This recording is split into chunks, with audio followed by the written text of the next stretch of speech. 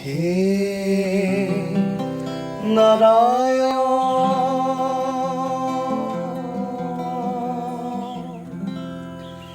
হে নাৰায়ণ,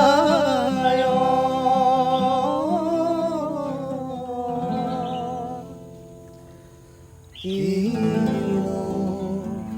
অবতাৰ প্ৰাণৰ খাতৰ তোমাৰ চৰণ যাতনা যি যত আমাৰ জীৱন অকালৰ আঘাতে ঘূণীয়া কৰিলে কৃপা কৰা প্ৰভু শৰণে লৈলো আমি কৰোণাময়